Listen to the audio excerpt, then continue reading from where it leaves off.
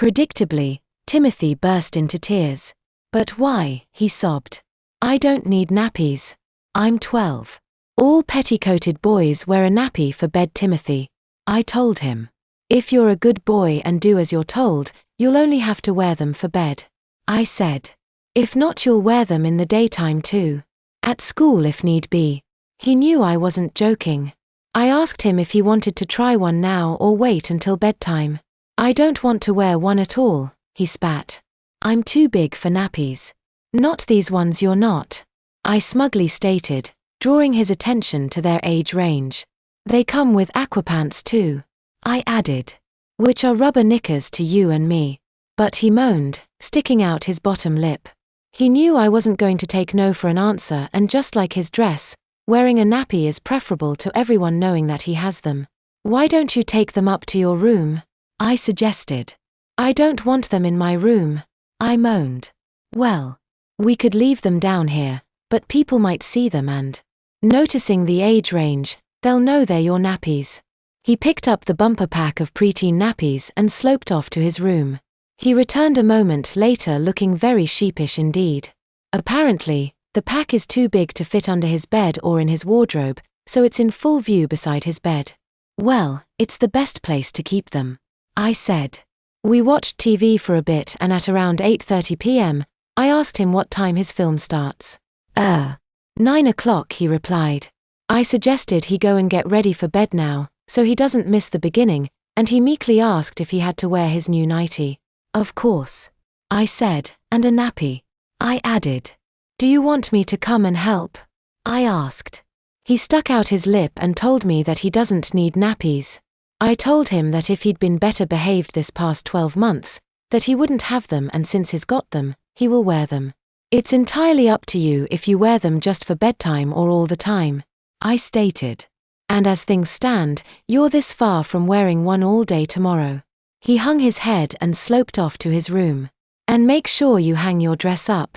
I don't want to find it screwed up on your bedroom floor," I added as he left. He soon returned wearing his dressing gown. "Have you got it on?" I asked. He sulked and gulped and nodded. "Let's see then," I asked. Sheepishly, he opened his dressing gown. I prompted him to remove his gown so I could have a proper look. Reluctantly, he did. "You've got a nappy on too?" I asked. He nodded. "Let's have a look then." "Oh moom. This is embarrassing enough as it is," he whined. Regardless of his shame, I made him lift his little nightie and lower the matching pink over knickers to show me his nappy. "Lovely," I said. "It has a picture of a big blue butterfly on the front.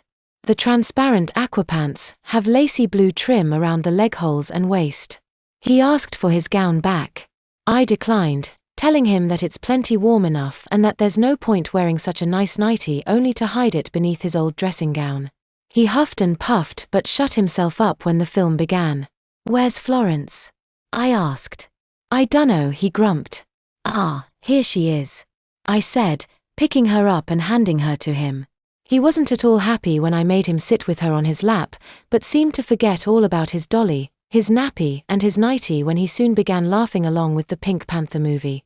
I offered to make him a drink, a glass of juice or a mug of Horlicks, but he declined. Maybe his nappy isn't too far from his thoughts after all?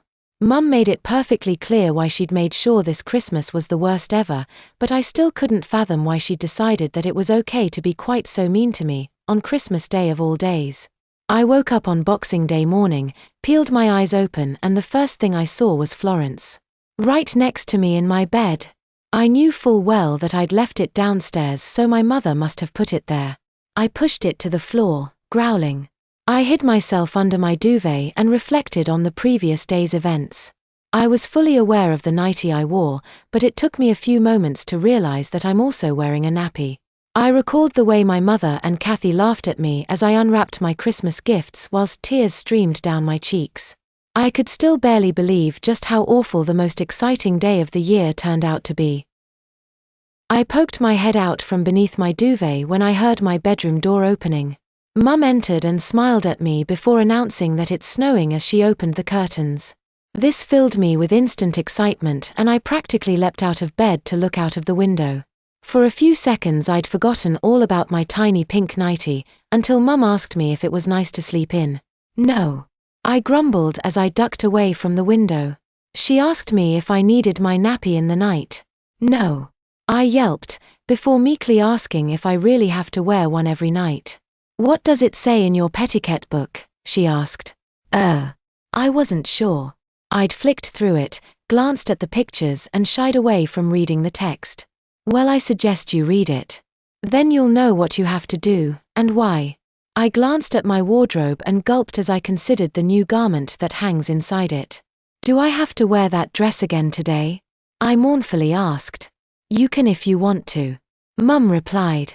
In no uncertain terms I told her that I didn't want to. Mum said that was fine. Just make sure you wear a clean pair of knickers, she said as she lifted Florence from the floor and put her on my bed. Oh Mum. Do I have to? I whined. Yes you do, she said. Now go and wash up before you get dressed. Of course I huffed and puffed about having to wear another pair of knickers, even under my boy clothes. Mum claimed I'd forget all about them once they're on, but I didn't. I spent the morning setting up my Fairy Town train set on the sitting room carpet.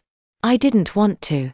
If anywhere, I'd have rather set it up in my bedroom since anyone could call round and see it. Thankfully no one did. In the afternoon we visited cousins in Millbankton, a small town about an hour's drive away. Mum assured me that she'd keep the details of my Christmas gifts a secret so long as I'm on my best behavior. Now I'm not sure what it says in your petticoat book. Mum said, leafing through a small green book, but in mine, it recommends nappies for long car journeys, she said. It makes sense.